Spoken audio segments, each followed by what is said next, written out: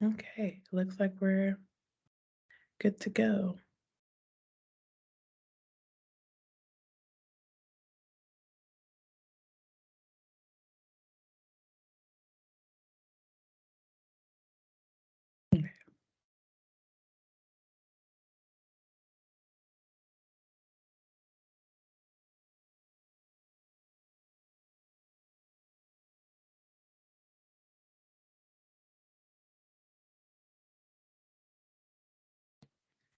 All right, so it is officially our start time. Yes, it So is. once again, hello everyone. Giving you a proper greeting here. Again, I won't leave my camera on the whole time, mostly to just save on bandwidth and not be too distracting. Um, but I hope everyone's been having a good day, having a good conference. I'm sure it's been a long one for those of you who have been here since I believe it started at noon. Checking out all the different presentations we've had. Thank you so much for attending all of those, or the ones that you picked and chose. And thank you definitely for joining us for this closing one as well, which I'm sure you're aware and can see from our screen here is focusing on adaptability. So just a formal introduction here. Hello, my name is Hamilton Whittle. I work with the ILC as a virtual tutor, both in math and science department. Um, I will go ahead and turn things over to my co-host, Ashley. Go ahead and introduce yourself. Thank you, Hamilton. Hi, everyone. My name is Ashley Tabron, and I am a writing and study skills tutor virtually here at the ILC. And I am very excited today to be working with Hamilton and to talk to you all about adaptability. So I'll go ahead and turn off my camera and let you take it from here for a little bit. Thank you, Hamilton. So, welcome officially everyone to today's presentation on adaptability. We know adaptability is like a big word with lots of meanings. So, we thought we would start off today by talking about what we really mean when we are saying we're trying to learn how to become more adaptable. So, adaptability simply means changing, easily adjusting to circumstances and things that are outside of your control. And so we know that we have all had practice with that in recent years, but if we still sound like it's a big concept, it really is. So we hope that throughout the presentation today, you'll get more examples to talk about what adaptability looks like. But, no matter if it's school or personal life or the workplace, we are going to have to use adaptability skills to adjust to ever-changing circumstances. And so while we could spend a whole day talking about adaptability, we've decided to hone it in and focus on what it means to be adaptable as a student and what it means to be adaptable as a professional. So before we get like too deep into the conversation on adaptability, Hamilton and I both wanted to give everyone who's joined us today some kudos. And we wanted to do that because you have already proven yourself to be adaptable. I think even signing up to come to a presentation about adaptability shows that you are malleable and you're open to new ideas and you're open to change. But we wanted to kind of give you a shout out and tell you what you've already done. So you've already been adaptable by adjusting to the COVID-19 pandemic. Yesterday marks like the 3 years of us having to shift to virtual and hybrid learning. And I think if we've all made it to this presentation today, we've shown that we are pretty adaptable. You also are balancing schoolwork with lots of things. When we talk to students here at the ILC, we see students who are balancing schoolwork with their life situations, balancing schoolwork with taking care of family or being a caretaker, balancing schoolwork with a full-time job. And so we know that balancing all those things, it takes you being adaptable. And even if you didn't have any of that going on, you are adapting to an ever-changing online world. We're constantly hearing about things going on in the news and in the world, and we're showing up every day at Wake Tech and other places, giving it our best.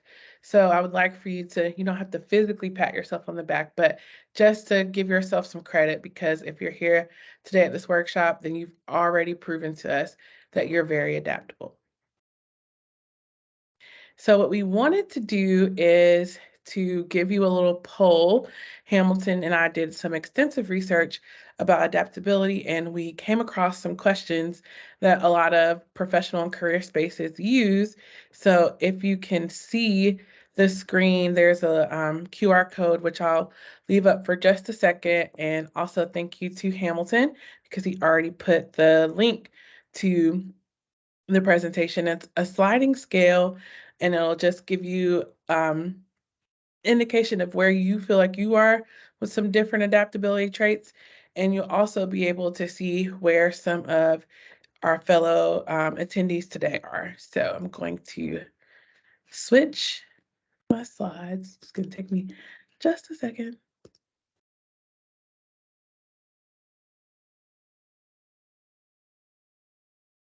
Oops.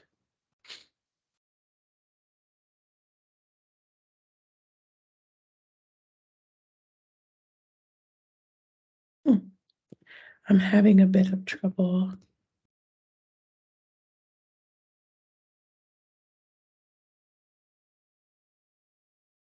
Okay. I submitted mine, just so you know. Okay. For some reason, it's going to the end. There we go. I got it. Okay. Perfect. Can you all see the presentation? Yes, it switched over to the poll results. Okay, thank you. So the first one was just asking about how you realize that today's choices shape your future. And so we see that everybody's around a 3 there. Also, being adaptable means preparing for the future. And we see that that's around the same. But we all have noticed that planning how to achieve your goals is a key component of adaptability. I'll go to the next slide. So the next one is please rate yourself on how strongly you have developed each of the following abilities using this scale. And so again, these abilities help you kind of figure out where you are as far as how adaptable you are to certain circumstances and situations. And wow, look at that. I think we only have one respondent so far, but the first one is about taking responsibility for your actions and how you know how you can relate that to adaptability. The second one is exploring your surroundings. And then the third one is observing different ways of doing things. And personally, for me, the third one is an area where I have done the most growth in the last year. You know, being open to new people and challenges is always a key component of adaptability. And I see a few more people have responded. I'm going to wait just a moment before going to the next slide. But It's go sorry. ahead. Did it submit mine? Because now it's showing on the same website. It's looking like I haven't submitted anything yet. It might be just because I went to a different slide, but I'm Oh, not okay. sure. Thank you for Okay. that question. You're welcome. Okay, I think I'm gonna go ahead and go to the last. Oops, as soon as I said that. I think I'm gonna go ahead and go to the last slide. And the last slide is just about rating yourself on learning new skills, working up to your ability levels, and overcoming obstacles.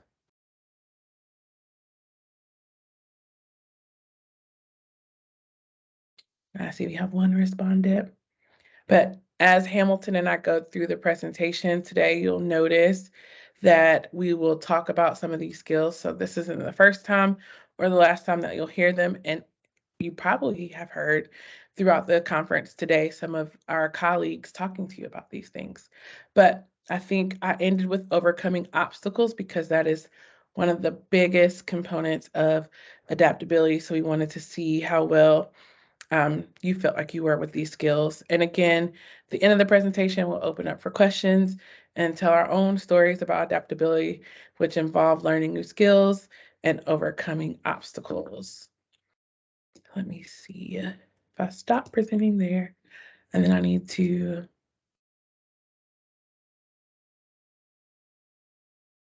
Give me one moment. It should come back up. Okay. All right. Great. So today's session will cover lots of things about adaptability.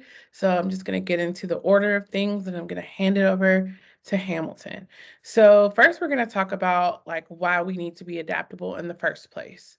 And then we'll get into some sub skills of adaptability that you need in order to be successful. Then we're going to get into some components of adaptability. And because this whole conference is geared towards helping you professionally and as a student, we're going to talk about adaptability in the workplace. So I'm going to hand it over to Hamilton and monitor the chat for him. But thank you for participating in the poll and engaging with us today.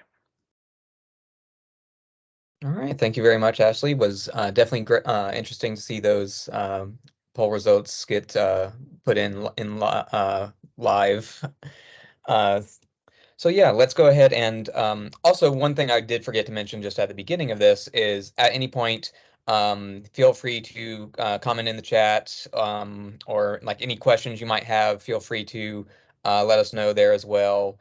So any kind of interactions that we can get to more accurately address what you are interested in hearing about, please do let us know. Or if there's just anything in particular we discussed today that you found of particular interest, we'd be interested in hearing about that as well. So before we do get deep into all the skills that are relevant to adaptability, as Ashley was outlining in the previous slide, let's discuss why it is so important in our lives, which I'm sure you all have a general idea of why adaptability is important. But let's go ahead and go into all the reasons why. First, we have a quote here by a Leon Megginson, said back in the 1960s, discussing or addressing Charles Darwin's Origin of Species. It is not the most intellectual of the species that survives. It is not the strongest that survives. But the species that survives is the one that is able to adapt to and to adjust best to the changing environment in which it finds itself.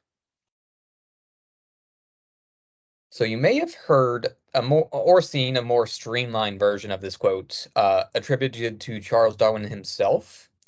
And while it is directly referencing Darwin's theories, kind of summarizing it in their own words, the quote itself is actually from a business professor. So while Darwin's theory focuses more on a species' ability to adapt literally to survive its environment by evolving and all those necessities, the necessity of us adapting to the various challenges in our lives still rings true. So let's take a look at our next slide, Ashley, and let's go through some specifics here. As we go through life, we can try to plan things out and prepare for a lot of what ifs we run through in our heads. But no matter how hard we try, we are not able to plan for everything. Our plans go off track, unexpected changes happen, things just come up, right? So it's up to us how we handle those changes. Being adaptable is what lets us better handle ourselves mentally and emotionally when we are faced with those unexpected challenges. And it's also what enables us to find possible paths forward, to navigate those roadblocks that we run into that we didn't quite expect necessarily. There's also research that has shown that adaptability leads us to a healthier well-being. More adaptable people were found to be more satisfied and fulfilled with their lives. They showed that while adaptability is a survival skill, it can lead us to flourishing, which is our own perception of being able to fully realize our potential. This positive influence that adaptability has on our well-being not only applies to like our general well-being, like our mental and emotional states, but also feeds into our professional well-being. Which brings us to another key point of our talk today. Adaptability in the workforce. Adaptability is a highly desired trait by employers. It's often seen listed as a requirement in job listings, or just a desired trait that more people will get hired if they're more adaptable. And the reason is because companies find that adaptable employees are more trustworthy, they're more reliable, and also tend to be more innovative. All this leads to adaptability being helpful both for employment as well as job security. All right, let's take a look at the next slide. So now that we know why adaptability is so important, let's discuss all the various soft skills that play a part in how adaptable we are. Each of these skills could easily take up their own presentation to really dig into, but we'll focus on their relevance to adaptability from the context of college students and going into the workforce. Let's take a look at the next slide, where we have listed all the skills we'll be discussing today. We'll be starting with open-mindedness, leading into resilience. Then we'll be discussing critical thinking, which we had a talk earlier today, hosted by our colleague Joseph Maglioka. So anyone who attended that, I hope you're primed and ready to talk about that. They were focusing on critical thinking and problem solving. We'll think about that skill as it kind of relates back to adaptability. Then we'll dig into having a growth mindset as well as emotional intelligence. And then for our last skill, we'll be discussing working with others, which was another talk we had earlier today in this conference, which was hosted by Phil Arshadi and Emily Marshall. So once again, if anyone attended that, you're kind of primed for becoming more adaptable in that regard as well. We will try to not step too much on the toes of our colleagues who already hosted those presentations on those topics, but we do feel like they were very important skills relevant to adaptability that we did want to mention here today. Also, if you did miss those talks that were hosted by our colleagues, we'll try to focus on the relevance here in this presentation as well. Okay, and next slide. I do see someone typing in the chat there. I'll give them just a moment actually before I start this one.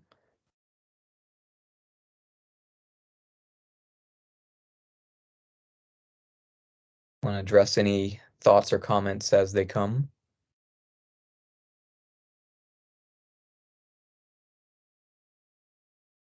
All these skills are so important because without them, you're going to look really bad and not being able to do your job. That's absolutely true. Like being able to do the actual work involved in a specific job is one thing, but not having these skills that go into being able to kind of be independent on that job. Even considering being able to work with others, you do want to be able to apply all those other skills as well. So that is a very relevant comment. Thank you for that. All right, so jumping into it, our first skill for discussion here is open-mindedness. Being open-minded means being willing to learn from different perspectives, as well as being willing to take on new approaches. This skill is what I would say is kind of our starting line for adaptability. Without being open-minded, we limit ourselves to methods or solutions that we have done in the past. Those methods might actually no longer be viable. So if we're not open-minded and the things we are used to doing aren't working anymore, how do we proceed from there? I'm sure we've all had to take classes we didn't really feel like we were strong in. Very often in such cases, our go-to study methods don't really give us the results we are used to. We could easily find ourselves just banging our heads against the wall, using our usual approach, trying to make our grades go up with that stuff we're used to doing. But aren't seeing the results we want. So it's trying new study methods or new approaches that could be the trick to improving things.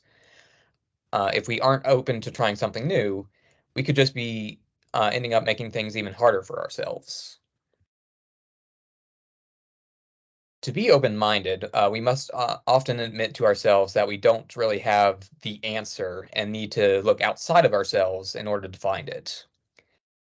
Also, more often than not, we also need to recognize that, especially in life, there are not usually just one correct answer, and it's going to be up to us to go out and find what the best answer we can is, or in some cases, what the least bad answer is sometimes.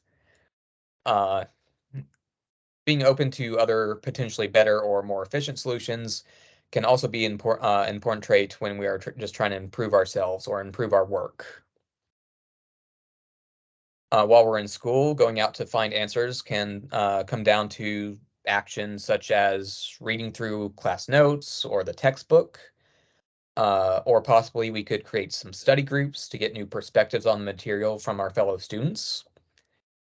Um, those students that you work with might be able to explain a topic that you're having trouble understanding in a new way or from a different perspective that makes more sense to you.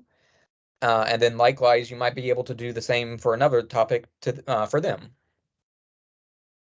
Of course, when I'm saying the answers here, I'm not specifically referring to like the answers of the questions you're working on.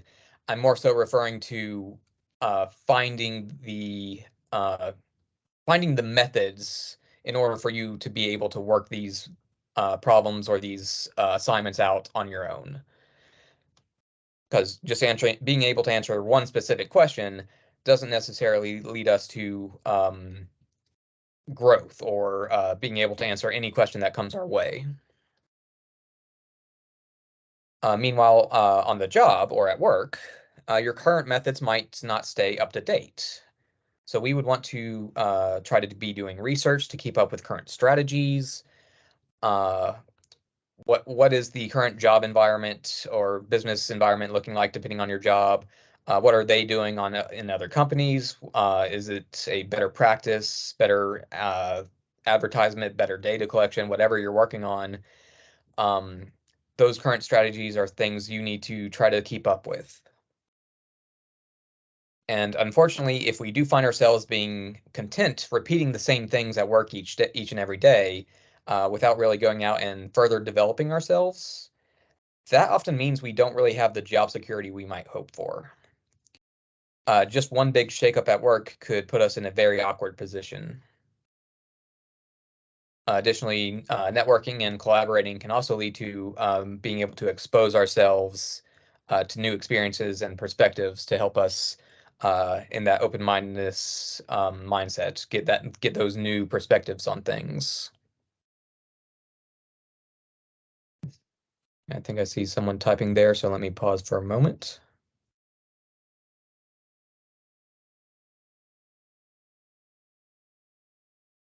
Before we wrap this slide up.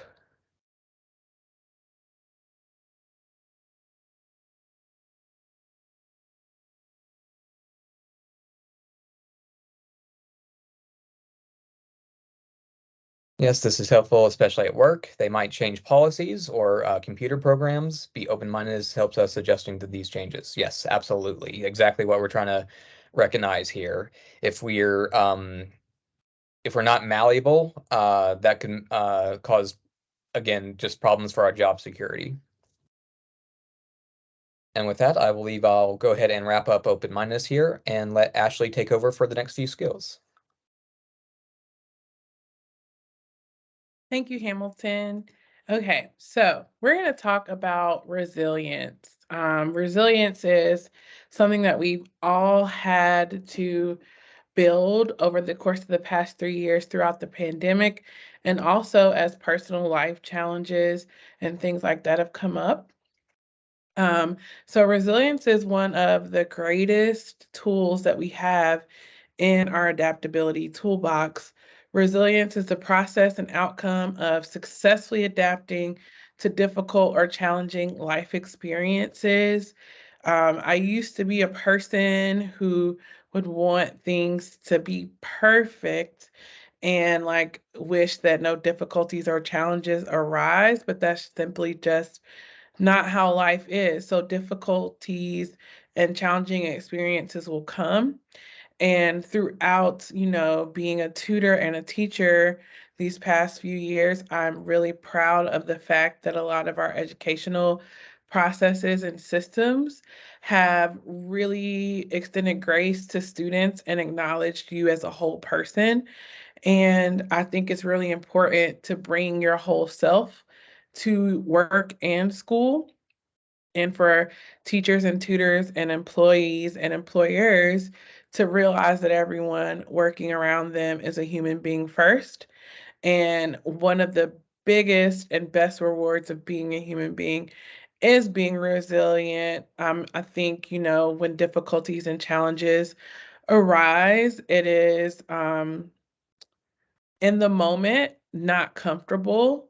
A lot of the things Hamilton and I are going to be talking about aren't comfortable in the moment. We don't want you to think that adaptability is all embracing new things and taking life for what it is, which it is, but it's not something that's like easy to do. You're going to face challenges and difficulties.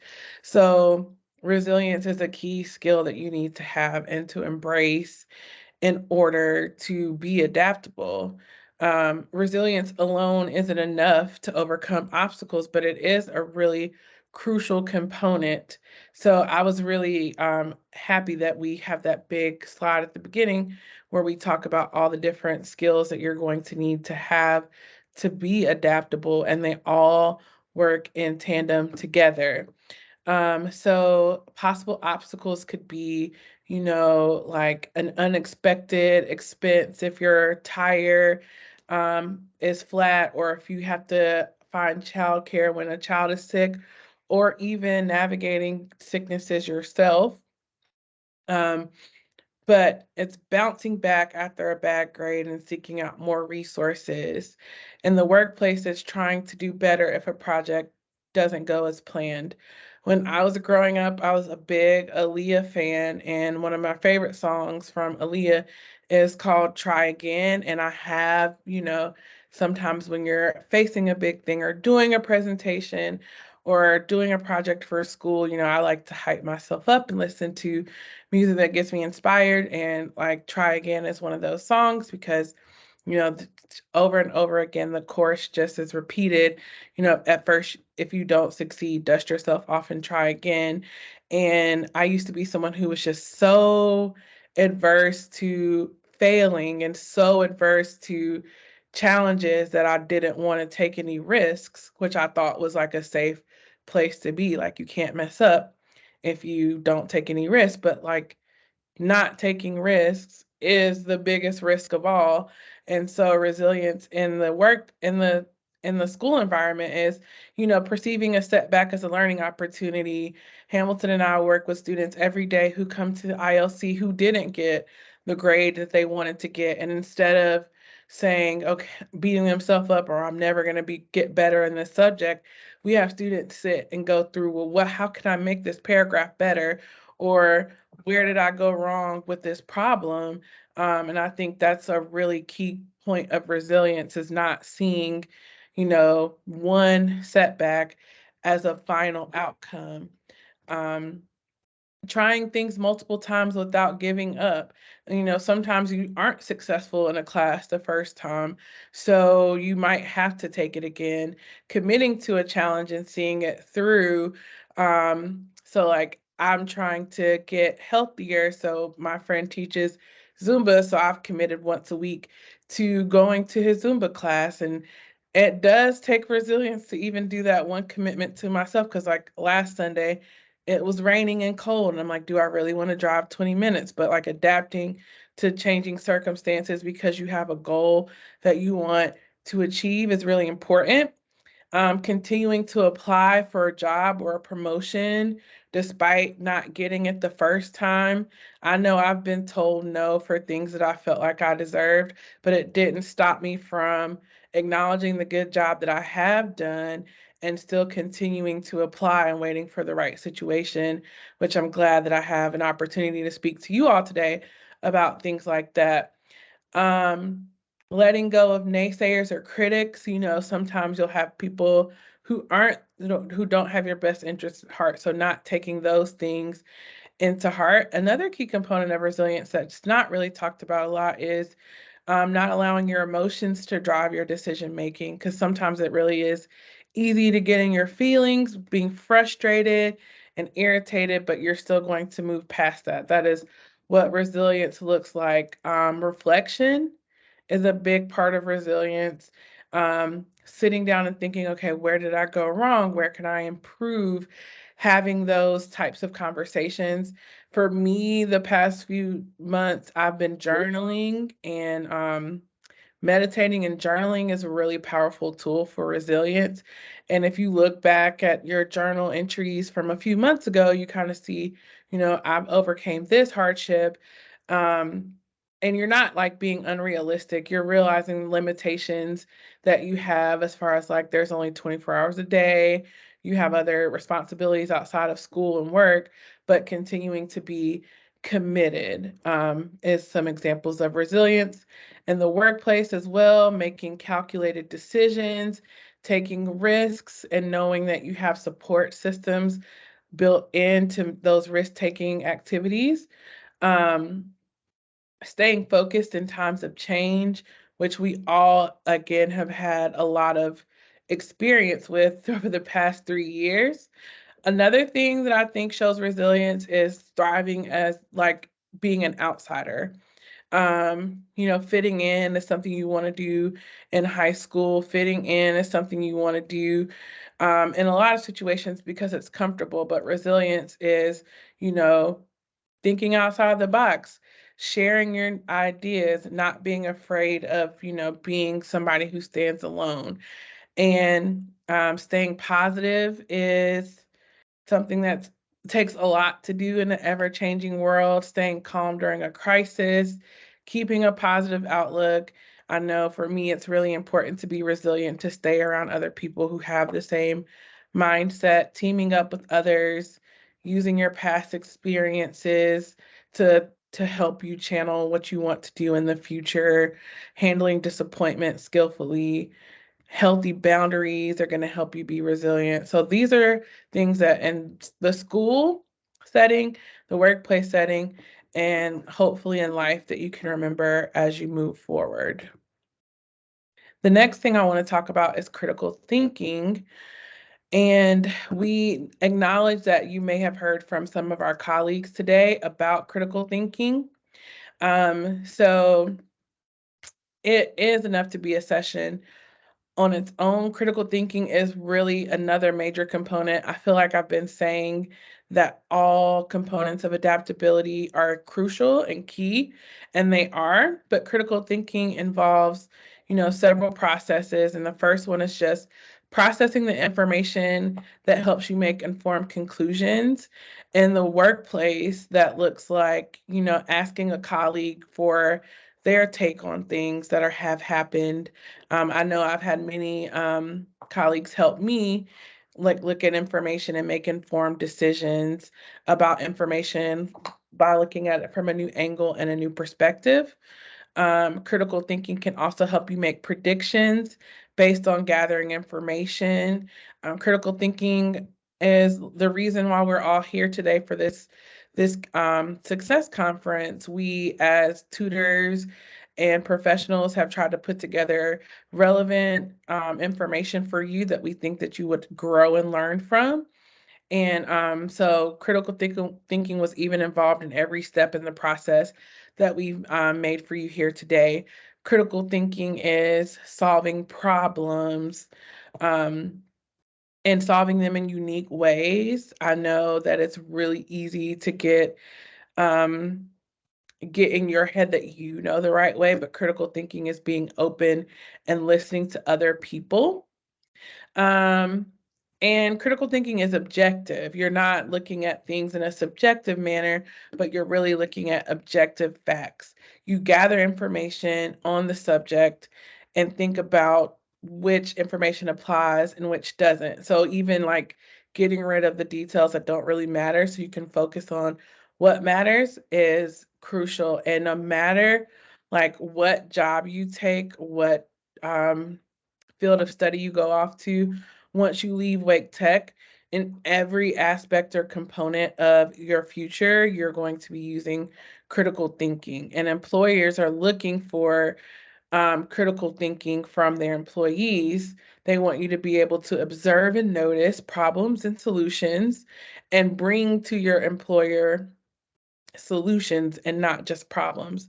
And that is something that I learned very quickly. As I said, I'm a teacher and a tutor. And when you see problems, you also need to be prepared to have solutions. It's analysis, it's trying to understand and interpret. Is open-mindedness a part of critical thinking? That is a wonderful question, Silas, and I have really enjoyed all of your correspondence in our session so far. And I would say that yes, open-mindedness is a part of critical thinking, and I'm sure Hamilton can speak more to that as well. But like um, in that graphic that he showed you a few slides ago, it was a cycle, it's a circle, and I think they all work together, but that you have to be open-minded because you're thinking, how can I approach a situation, a task, or a challenge from multiple angles? And so you have to be open to more than one solution to a problem. So absolutely, that was a wonderful observation. Critical thinking is communicating respectfully, it is sharing information and receiving information. One thing that I think we're all good at talking.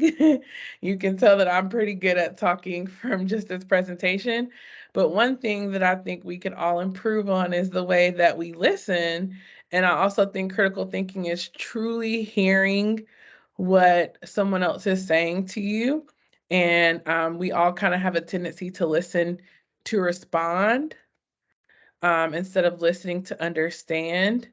I just saw a comment in the chat. I'm going to see if I can make it a little bigger.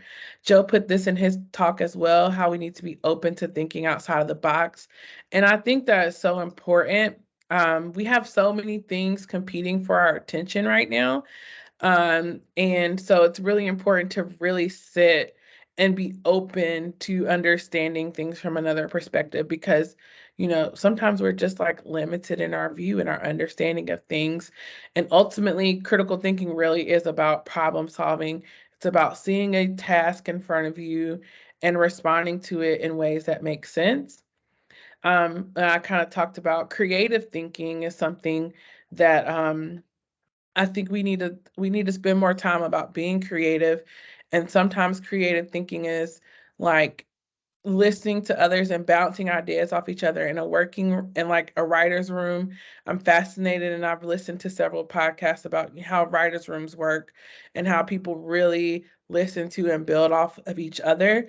But creative thinking is something that's in the workplace all the time, and hopefully also through the projects and essays that you do here at Wake Tech, which I've seen, being a writing and study skills tutor for 10 years, I've seen so many examples of creative and critical thinking that are presented to you every day here at Wake Tech. So we're hoping that you take those opportunities. And again, Silas is right on it. Open-mindedness is key. Ability to solve problems is key. And one thing that I think we need to do a better job with critical thinking is asking questions. Asking questions in both private and professional situations. The right question can be a crucial step in formulating correct conclusions. Just today, I had a student ask me a clarifying question about an assignment that we were getting ready to attempt. And his question ended up being one that a lot of students had. And his question ended up being one that I had not considered because as a teacher, I'm planning something and I'm thinking, okay, well, this information makes sense to me, but someone else, can see the exact same thing, have a clarifying question, and allow me to grow as a teacher. I'm like, oh, yeah, you're right. This makes more sense to do it that way. I see a question in the chat that says critical thinking can take a long time for you. Is there a fast way to do critical thinking?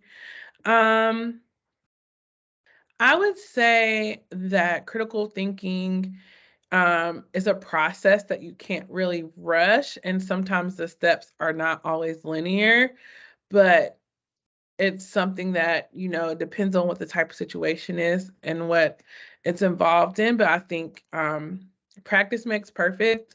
So the more time you spend like honing those skills of resilience and open-mindedness and having a growth mindset, the more you get better at it. So I think just practice makes things easier, but I think a part of the process is not rushing the process. So sometimes there isn't an easy answer, and that's okay. Thank you, Hamilton.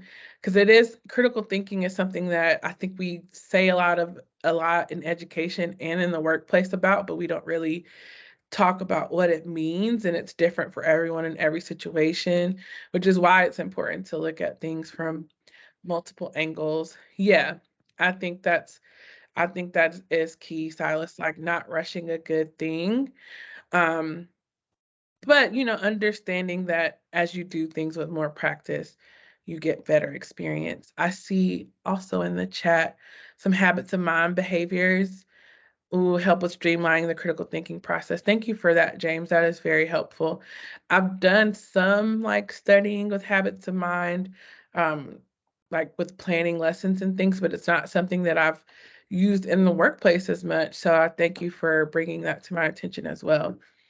Um, with critical thinking in college, gosh, I can't like reiterate like how much of a unique opportunity that you have as a college student to practice critical thinking.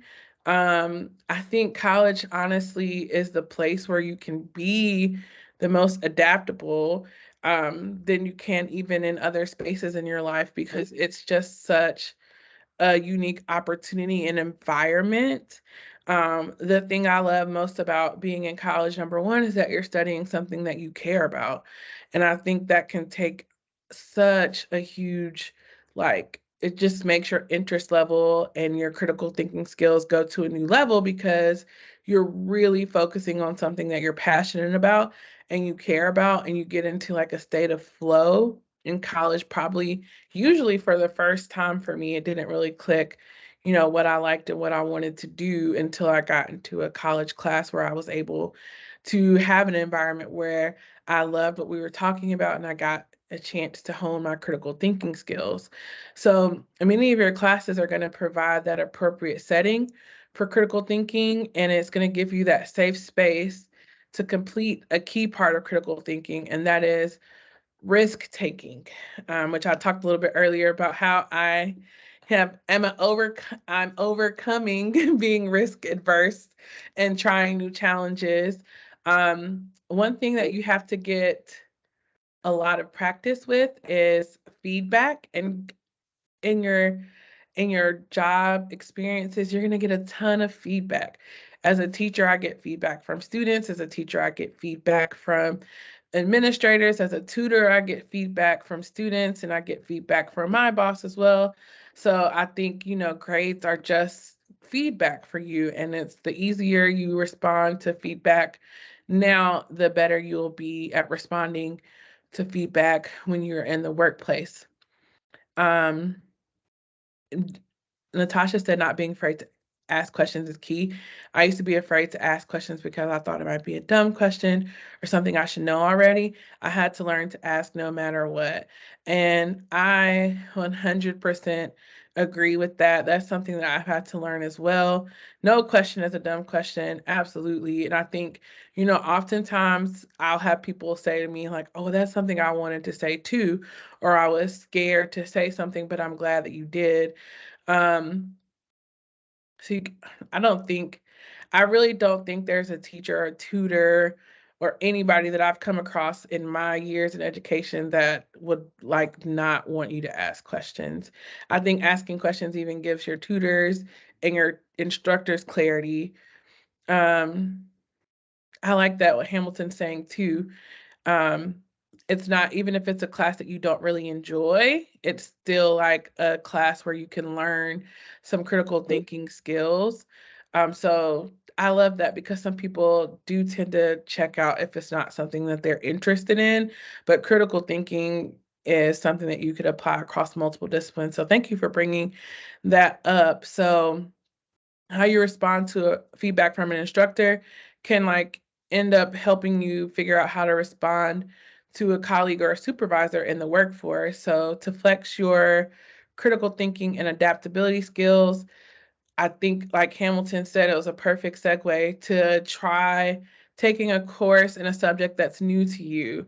Every few years, I'll ask to teach a new course or I'll ask to take on a new challenge. And I think for me, critical thinking and trying new things and being adaptable is the only way to grow. I feel stagnant if I'm doing the same thing over and over again. So adaptability is all about trying a new subject that's new to you. At the ILC, we do a lot of help with critical thinking, and we have a lot of experience with learning methods and material. So we can sit with you and help you. Have you tried this or have you tried that? And these are things and strategies that we've learned over the years, and also that we've taken from other experts. So stretching your critical thinking muscles in classes that are new to you are things that are going to help you learn how to learn. And no matter how long it's been since you've been at school, you're still going to be a lifelong learner. So critical thinking is, identifying, researching, um, and really just determining how things are relevant and remaining curious, which is something I'm going to get into a little bit later. But I really have been encouraged by the responses in the chat. I think that you guys are excellent. And then it sounds like you all are already practicing a lot of things about being adaptable. The next thing is growth mindset. And I don't know, I know earlier one of my colleagues, Eleanor, was here, and Eleanor is one of the people who taught me a lot about growth mindset. When I worked on the North Campus ILC, there was a poster in the North Campus ILC that had the components of a growth mindset and the components of a fixed mindset. And I really spent a lot of time looking at that poster when we didn't have students and kind of internalizing, what that means, and how it's such a key component and something that I wish had been a buzzword when I was in school, but it's never too late to learn. So before I get into that, I want to look at some of the comments in the chat. Silas says being a lifelong learner is a soft skill. It is I'm learning how to be this. It's something that takes practice, Jordan, and it is a process. So I love that. I love everything you guys are saying in the chat. It's so great. Yeah, I think, and growth mindset is right in line with what we're talking about here. So growth mindset is, seeing challenges opportunity and not seeing like your current level of skill as the end all be all. So growth mindset is saying, I may be here now, but with these tools and strategies, I can be somewhere else in the future.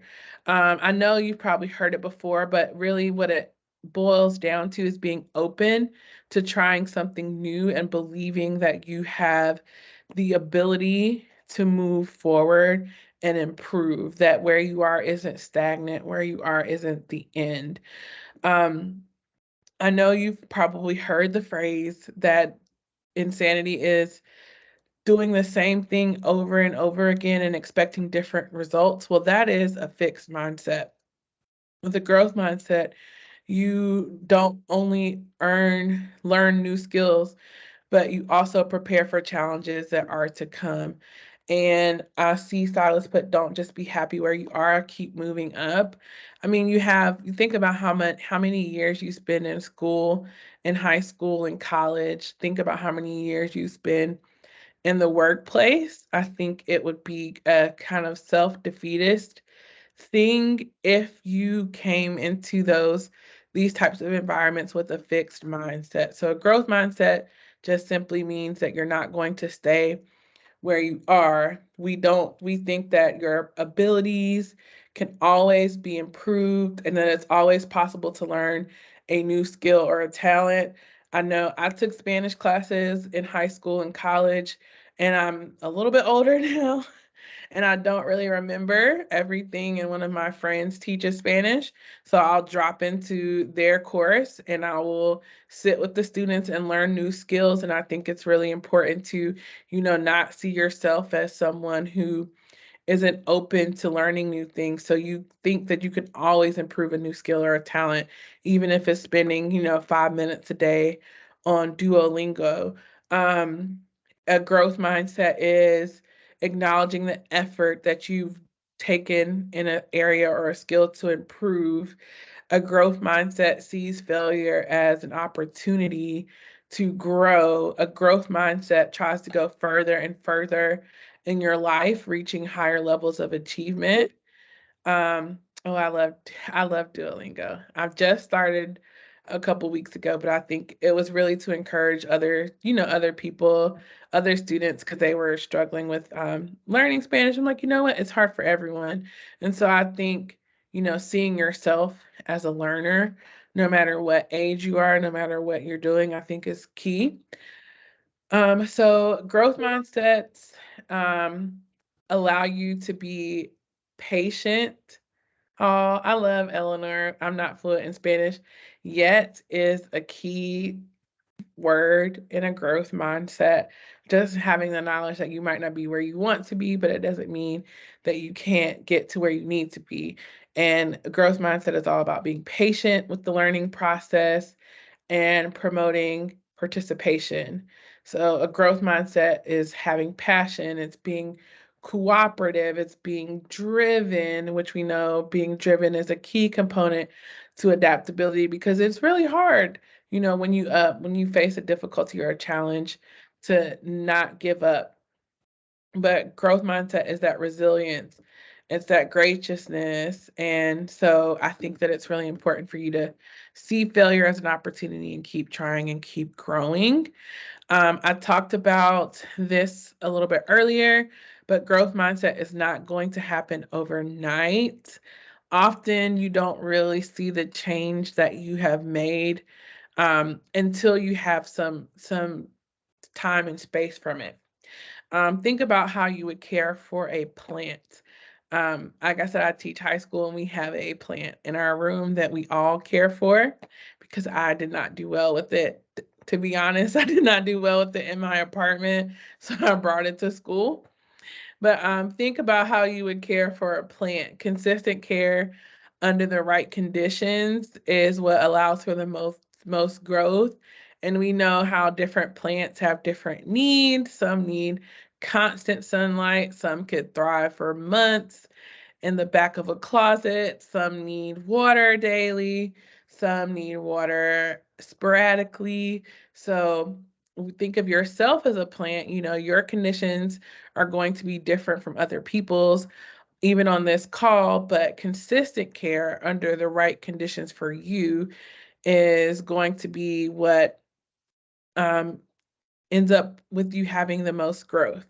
So, how you see yourself matters.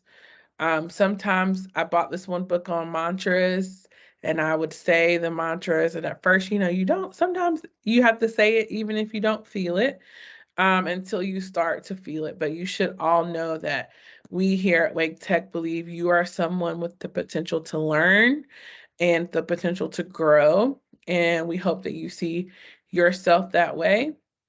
Be optimistic about what you can do in the future. Um, Optimism is key. Optimism isn't like saying that challenges or difficulties won't happen. Optimism to me is the faith that you are equipped to handle and navigate the challenges and difficulties that happen. So gradually, you're going to see the manifestation of your growth mindset in action. Like we said, it's not necessarily something that happens overnight, but with time and attention and care, like how the conditions in a plant would need to grow and survive, you can also thrive in the right environment and be fulfilled through the things that you've learned as a result.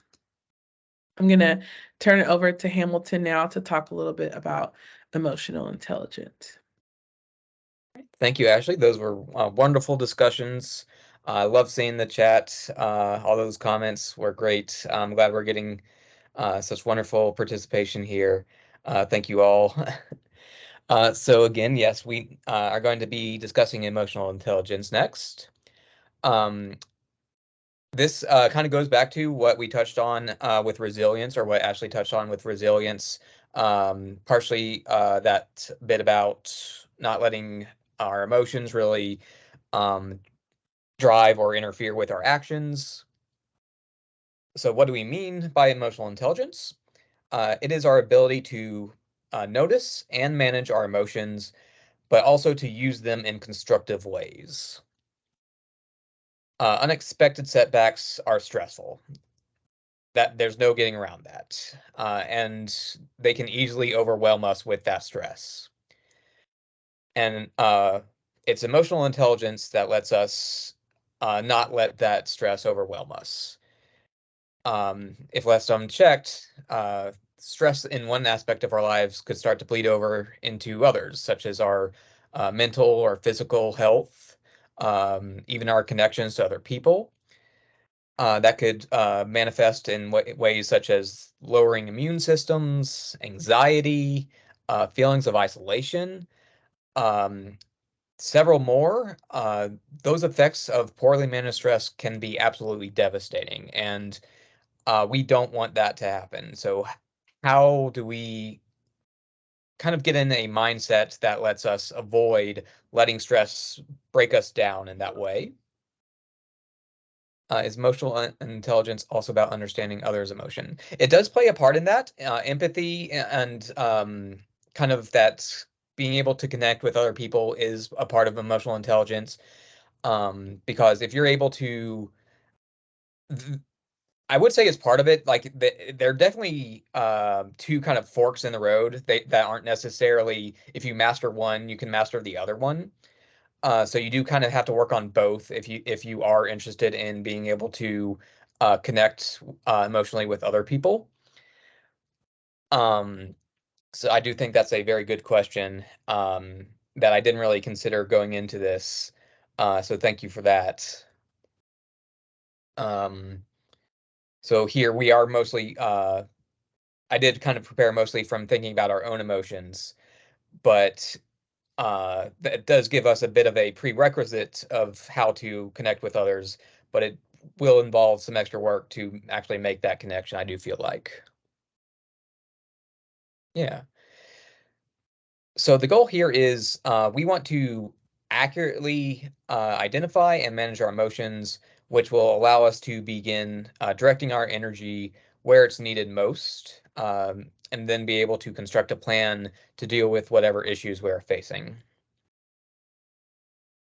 Being in control of our emotions also gives us a bit more self-control over as well, so we don't act impulsively or thoughtlessly.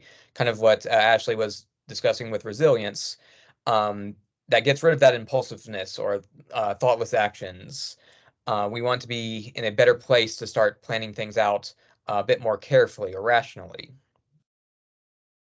On the other hand, while stress can be crippling and demotivating, sometimes leaving us unable to act, it's emotional intelligence which can help us turn our thoughts into action so we don't let that stress cripple our actions. So it kind of plays a role of getting us in a place that we don't act carelessly, but also lets us act at all. So it is kind of a attack thing from both angles there. And as Ashley was getting at, just like with growth mindset and many of our other skills, emotional intelligence is a constant process that we must practice and improve. I really like that plant analogy she just mentioned. So very much like growth mindset, emotional intelligence you can think about as nourishing a plant, where the plant is uh, not just your emotions, but how you deal with them.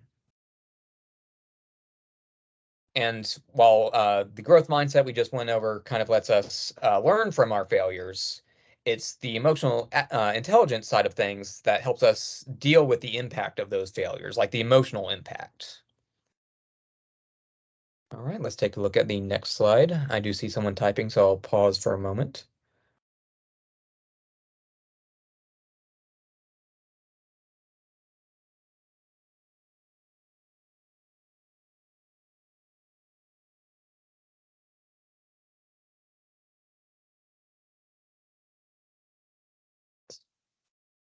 While they're typing, I'll go ahead and get us started on here. So while we know school and college is a place to learn, it's important for us to realize that, as we've kind of mentioned already, learning is a lifelong process. For example, if we are going to have to be, we are going to have to be learning on the job, rather. We aren't expected to know everything as soon as we're hired. So when you look at job listings and they seem to demand a whole different variety of requirements, the most important thing we can show them is our ability to learn and adapt. So even when we are working on an existing position, like we've got the job, there's going to be times where we have to take on new responsibilities or new tools.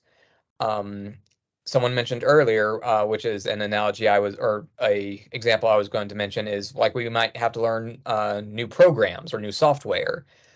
We might also have to be learning how to operate new machinery or anything like that. And all those things are things that we are going to be expected to learn on the job and likely in a short amount of time. And it's our emotional state that partially affects how well we retain knowledge, as well as our critical thinking skills, which is how we go about learning those new things that are coming into our lives. So whether it's at school or at work, if we aren't able to get ourselves into a mindset, into an emotional place where we are ready to learn, our performance is going to suffer, and it's going to be that much harder to adapt when we need to.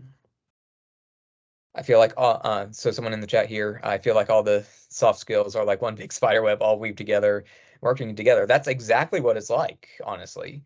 Um, that's kind of why I would have liked to do something similar to that in the slide where I introduced all of the skills that we were going to go over today. Uh, but I'm not that great at making presentations, unfortunately. So the graphic was kind of simple, but I do like that comment and glad we could kind of mention that. Thank you. All right, let's take a look at the next slide.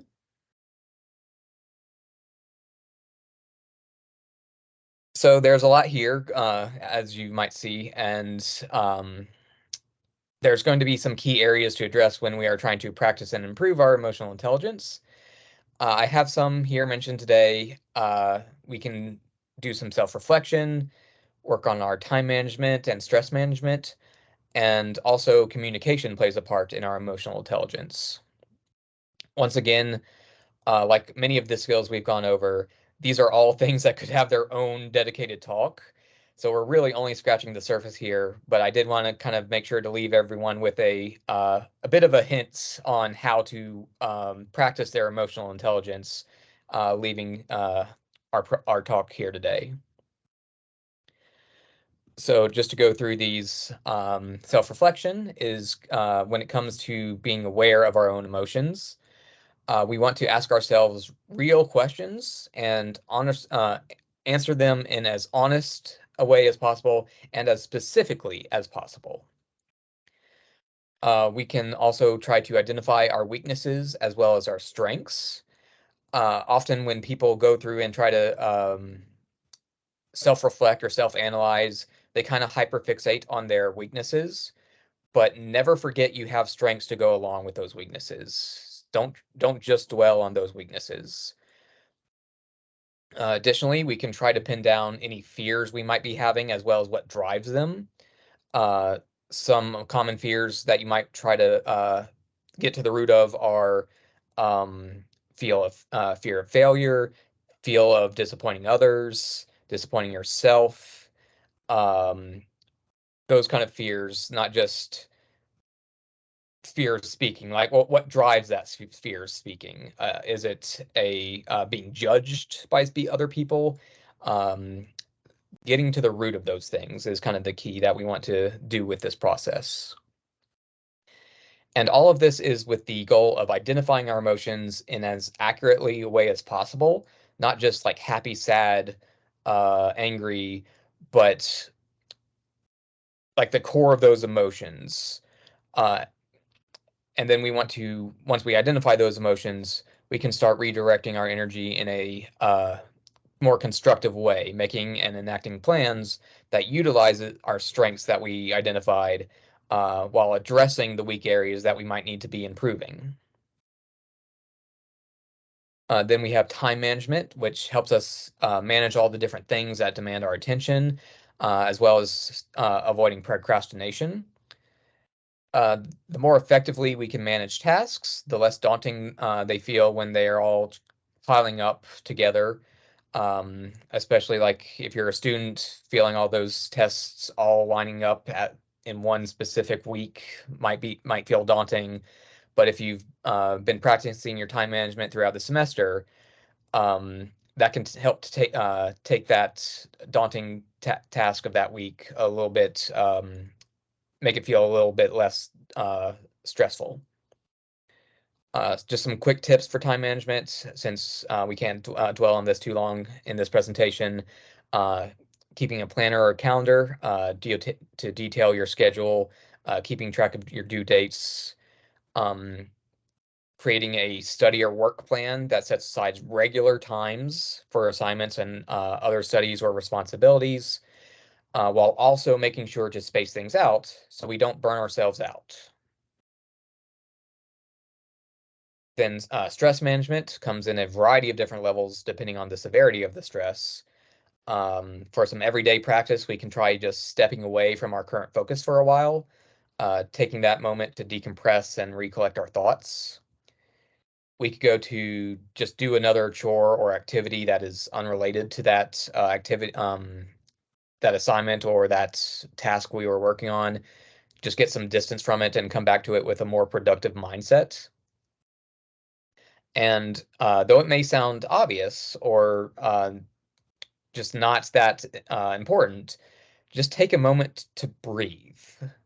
Don't estimate the importance of just taking that moment to just let yourself breathe.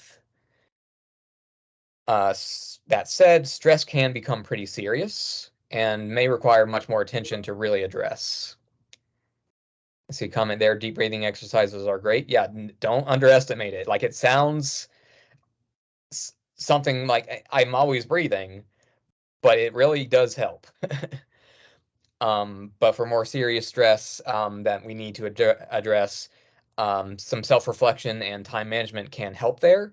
But discussing things with others and communicating your feelings could be what gets us through that. Which brings us to communication. No matter how you feel about things or what impression you might have, no one has to go at things alone, and that includes college. If we find ourselves struggling or falling behind, we should try to seek out some help. If we are feeling overwhelmed or in a bad spot, we should try to voice our concerns. None of us are alone. I do see someone typing, but let's go ahead and get the next slide prepped. Try to stop breathing and then see how important it is. Very, very accurate. So speaking of communication, this brings us to our last skill related to adaptability, working with others. So again, this was a presentation we had earlier in this conference as well, so we won't dwell on it too much. Hopefully, anyone who was interested was able to catch that. But what we're going to mention today is we often find ourselves in a collaborative environment where we are expected to be working with others.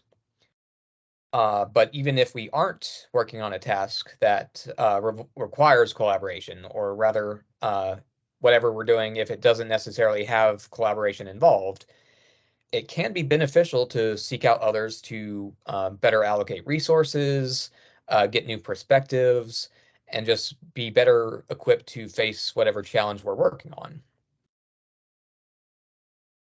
While working with others can be its own challenge to adapt to, not everyone might be the most used to working with others. It can also be a skill to help with our own adaptability, so it's worth trying to improve that skill as we go as well. By working with others, we place ourselves in an environment where we are exposed to and can learn from various different perspectives. That kind of works with what we've mentioned previously, being open-minded, getting those new perspectives, and learning from them. These perspectives can help us adapt in ways we might not have thought of on our own. Also, when working with others, we should be open to and responsive to feedback. We don't want to be inflexible when it comes to how we do things. If people have any feedback they can give us, constructive feedback is important to how we can end up improving ourselves or prepare us for unforeseen challenges. Right. Now I'll leave the next section to my co-host, Ashley. Go ahead and take it away. Awesome. Thank you, Hamilton. That was very informative. And I really just want to say just how awesome this crowd has been today, and like our conversation has gone so well. And I just want to say thank you to everyone again. We're going to talk about components of adaptability next, and I love a good scheme. So all of them begin with the letter C. And, again, we started off today with, thinking of adaptability as this big, foreign, abstract concept, but we hope that through, what we've been talking about today, it could be like a little bit more concrete and you have some steps that you can take away, which we'll talk about at the end of our presentation. So there are some categories or components of adaptability that we're going to go into. The first is concern. The second one is control. The third one is curiosity. And the fourth one is confidence. We're going to define and unpack each one of these components and kind of consider, what they look like in the workplace. And as you've been doing so well this session, if you have any comments or questions or examples that you would like to share, feel free to send it to us in the chat. So the first one we're going to talk about is concern. Concern is probably the one, and also I want to note that Hamilton really did a great job of putting like color coding keys so you can see like which of these components go with the other things that he has mentioned, so we can hopefully see that spider web of interconnectedness as we continue. But concern is just another way of saying that you care about something. Concern and worry are kind of synonyms to me. And I'm a big worrier, as much as someone who wants to be positive, who wants to be optimistic, who anticipates good things in the future. I can kind of get stuck in, what's going to happen in the future and not really being focused on the present. But concern is really just a way of saying that you care about something. Concern is a big component of adaptability because it means you care about what happens in your future. So because you care, you're going to put in the work and time it takes to make your future a success and the success that you deserve. So, concern is having thoughts and goals for the future. And again, this is something that you should embrace. If you care about something, you're going to put forth like a lot of attention to detail. Concern is things that you can, start asking your questions like, what's going to happen from here on out? Where am I going to go? What should I do? Those are some of the questions that you think about when you're concerned.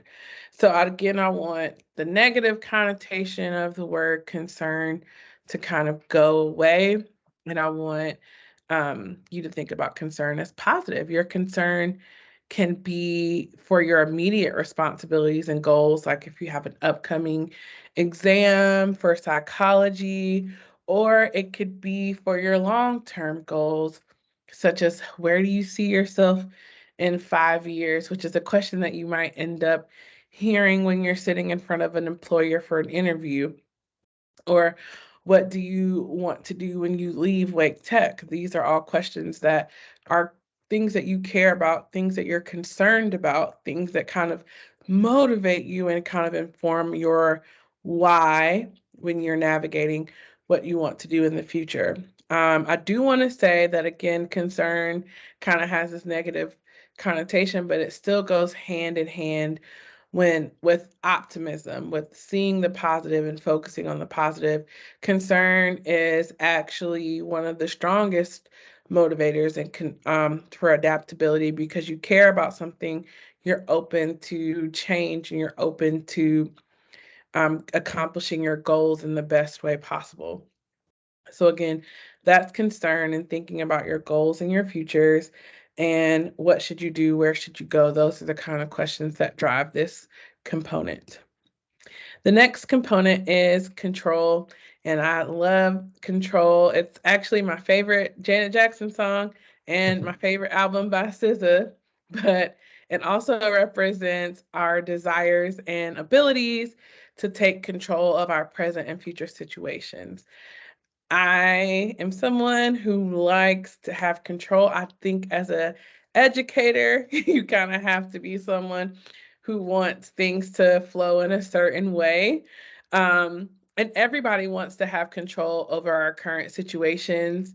There's so much going on in the world, in our state, in our city, that we don't have control over. So having control over what we can control should really motivate us. Control involves our decision making and our planning skills. If you love a good spreadsheet, if you have a good planner, which Hamilton mentioned earlier when he was talking about time management, control is a huge aspect of adaptability.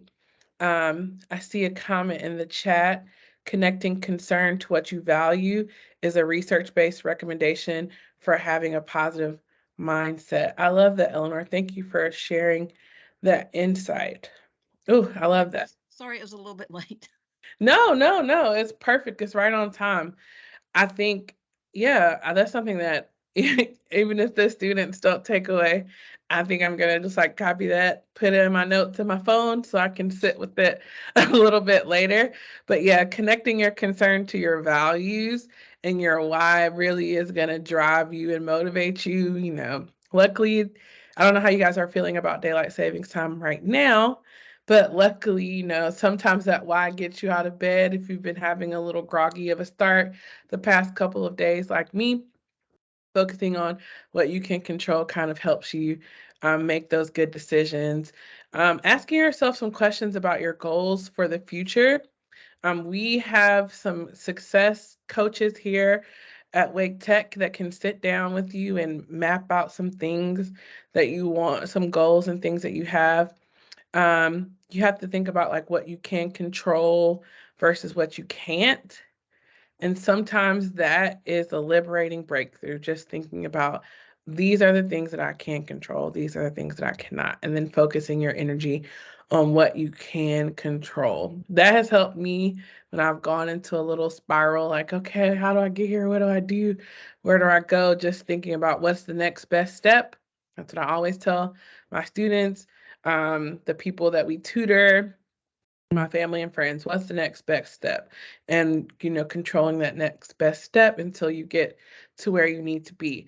So don't waste your time, your energy, or your brain power on elements outside of your control.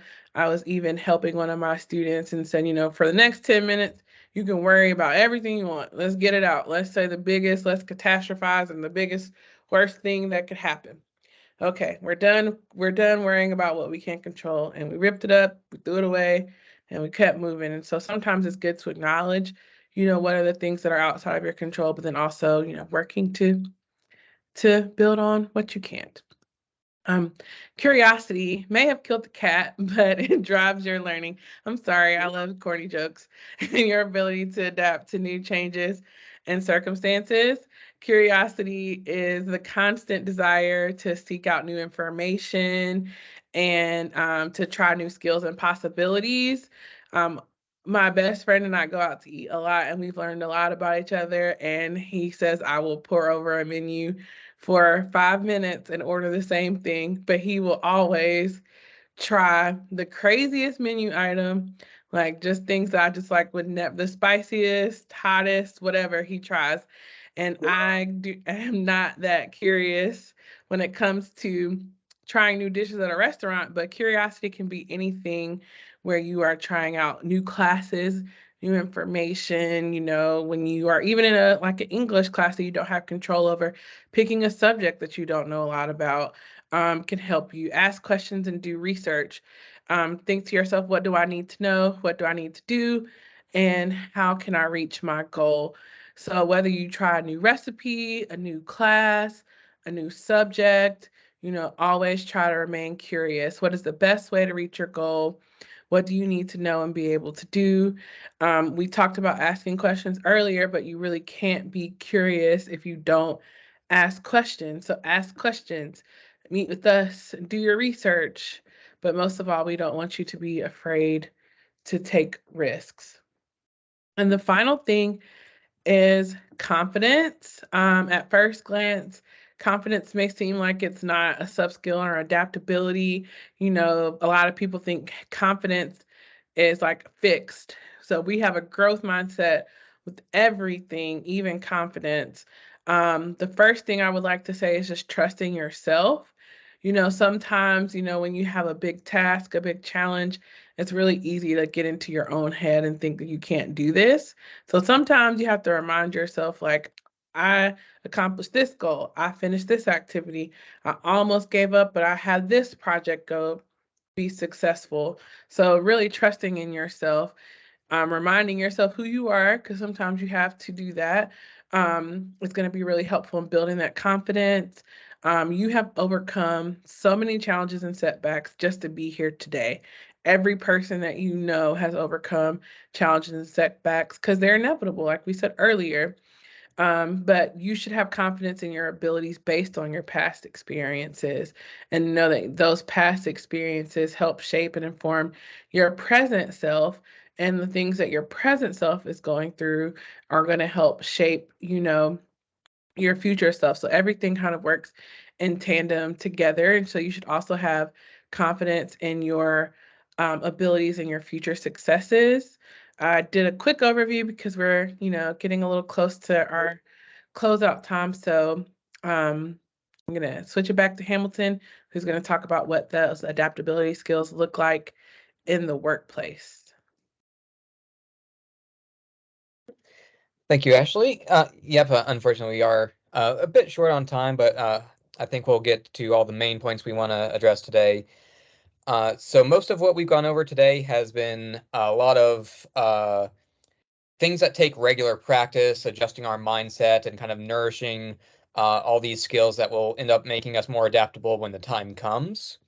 So for this last leg of the presentation, we do want to kind of leave everyone with some more specific actions or specific recommendations that we can make um, before we wrap up today. So we have talked a bit about what it goes into being adaptable, all those skills. So let's jump into what it means when it comes to like finding and keeping jobs. So yeah, let's take a look at the next slide here. As we kind of mentioned early on in the talk, adaptability is a highly desired skill that the employers are looking for whenever you see it on a uh, skill sheet or requirement for a job or like a recommended skill or wherever they put it. And it's easy enough to list adaptable under our skills section of our resumes. But how do we really sell our adaptability?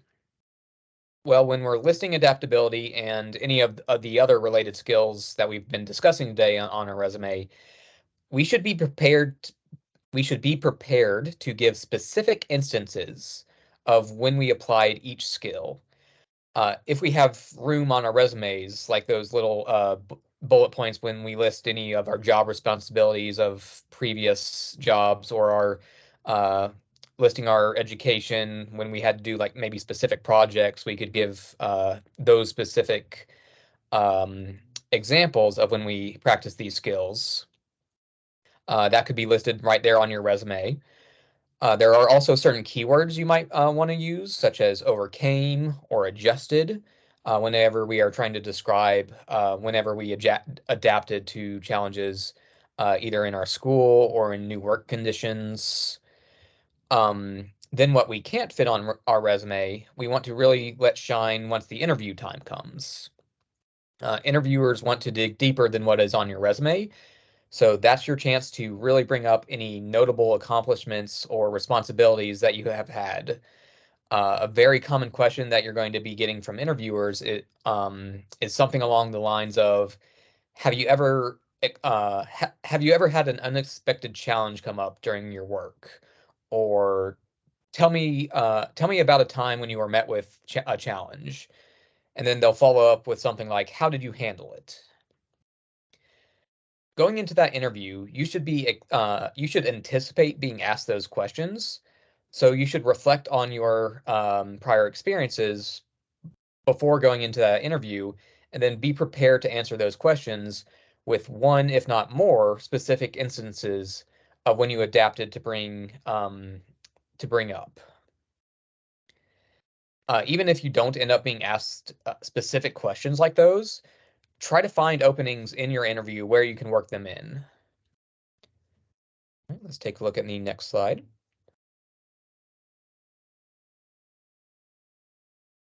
There we go. So once you've got the job, once you're working on that job, we want to keep showing that we are adaptable. Some regular things that we can do, as we've mentioned a few times in this presentation, is we can be asking questions and doing research. This shows our supervisors that we care about our jobs and that we can be trusted.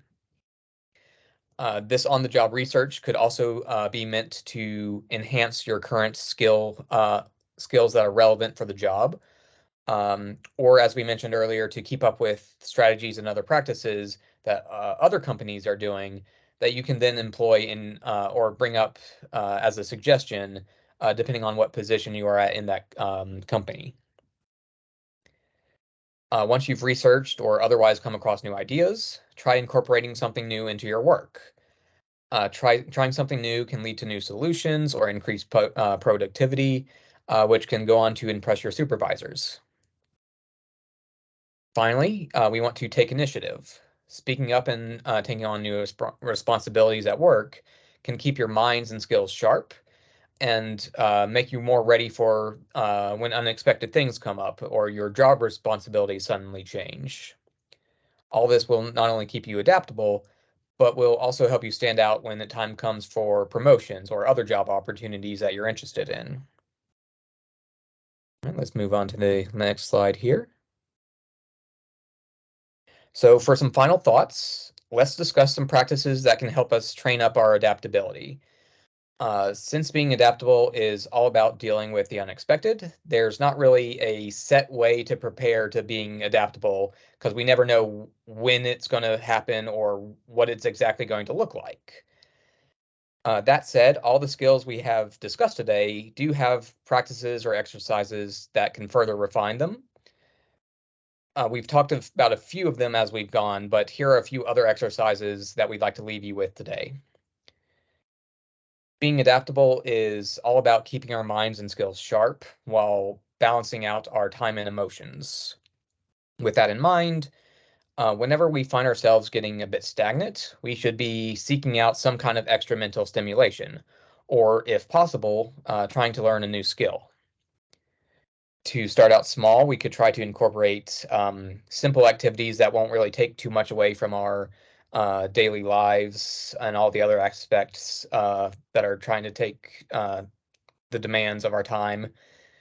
This could be something like setting aside some regular times to read books or some scholarly articles. This could be something we would want to do if we were trying to improve like our reading comprehension. Or if we're more interested in honing our critical thinking skills, we could make a habit of doing some problem solving exercises.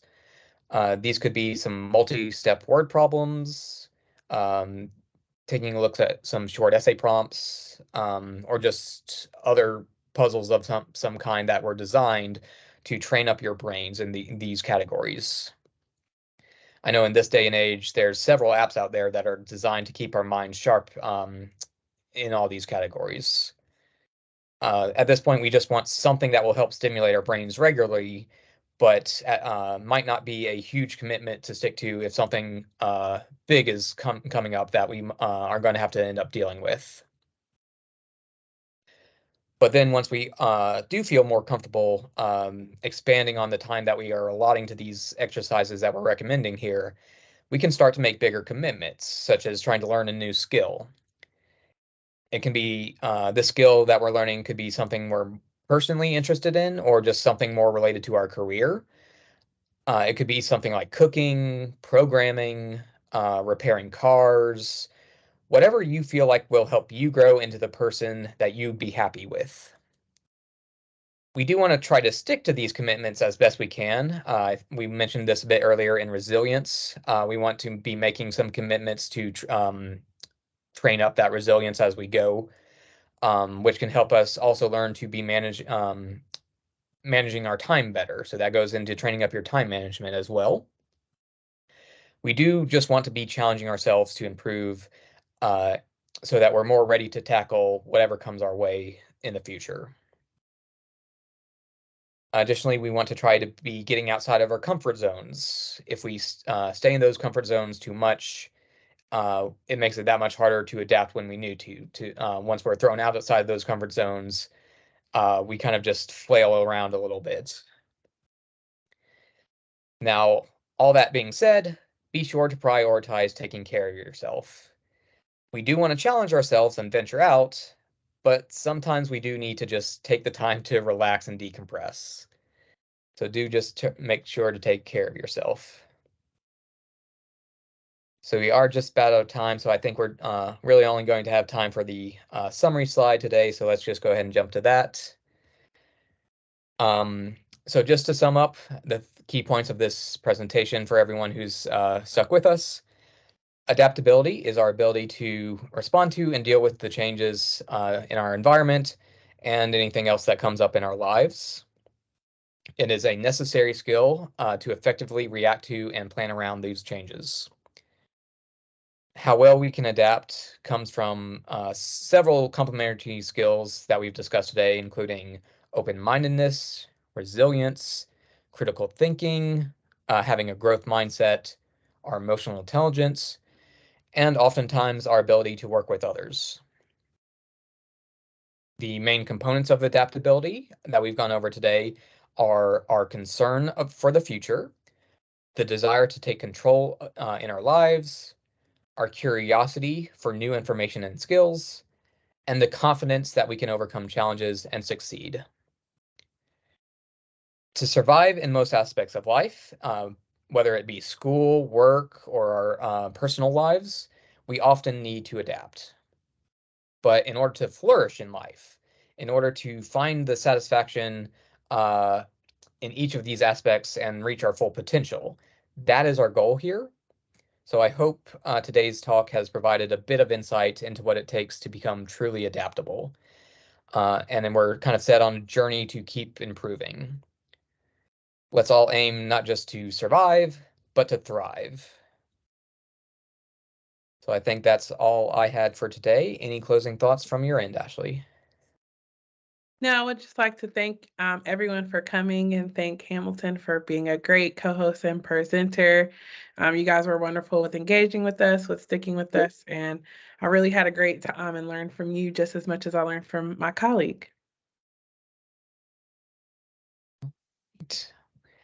So with that, that brings our conference to a close. I do hope everyone enjoyed